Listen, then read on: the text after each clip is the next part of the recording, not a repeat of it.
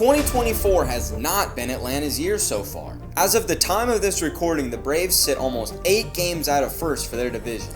And that's what we like to call in the industry as not good. Injuries to Acuna have him out for the rest of the season, and with Michael Harris II suffering a grade 2 hamstring strain, it just begs the question, who will the Braves get to play outfield?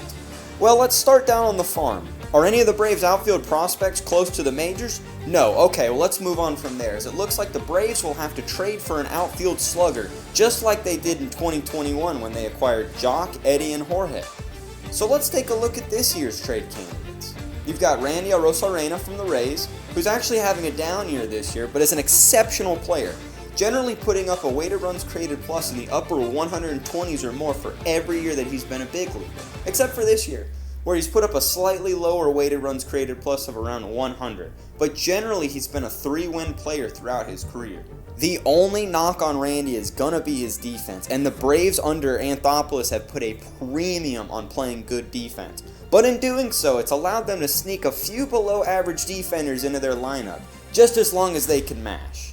And obviously playing for Tampa, Randy's gonna be available. If he's like almost every Ray before him in the past, he'll be traded before his contract ends, which is right after the 2026 season, as he's arbitration eligible for the next 2 more years.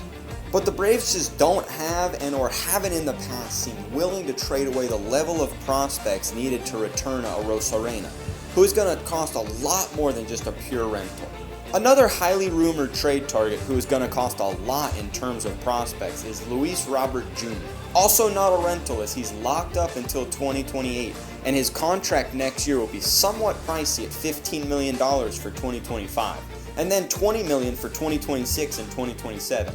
But that is nothing for a player of his caliber, putting up a weighted runs created plus and WAR number similar to Arozarena, but a little bit higher. But that comes at a pricier $15 or $20 million a year depending on the year, which isn't peanuts when it comes to the Braves, who yes, have locked down almost their entire roster, but in doing so have spent more and more every year. And due to the Braves' unique ownership situation, they can't just go and ask for more money.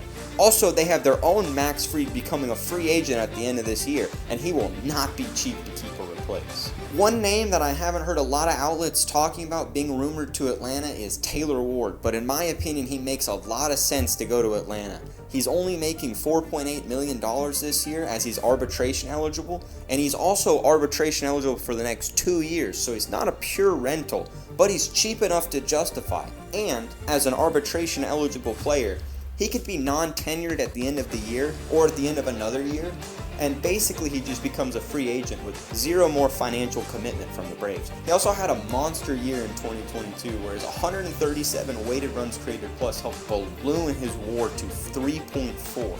Then injuries restricted him to only 97 games last year, where his weighted runs created plus came back down to 107, but that's still above average, and that's also where it sits as of July 10th for the 2024 season. Ward, like most of the others in this list, is a below average corner outfielder when it comes to defense, but like the others, he more than makes up for it with his bat.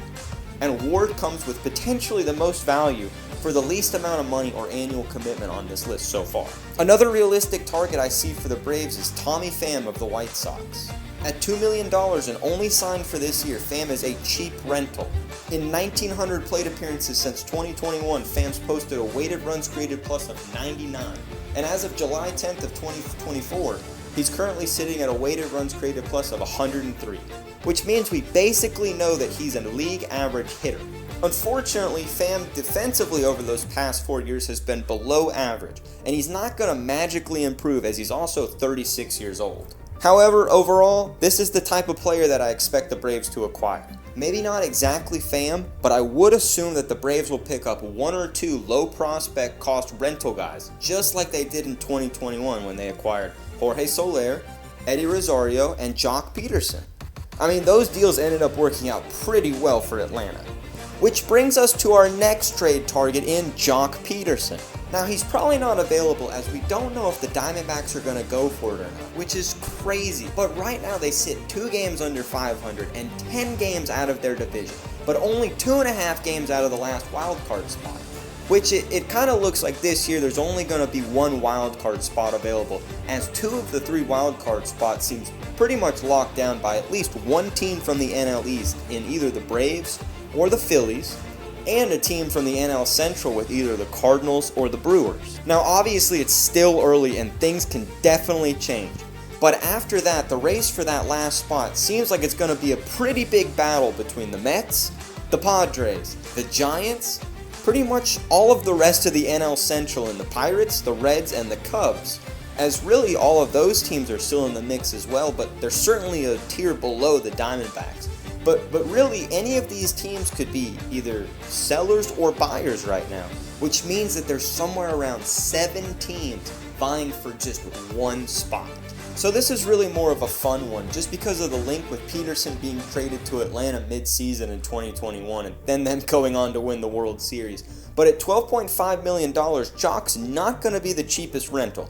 However, in 77 games this year, he has put up a weighted runs created plus of 149, which is good for 1.7 WAR, making him well worth the money he'll be paid this season.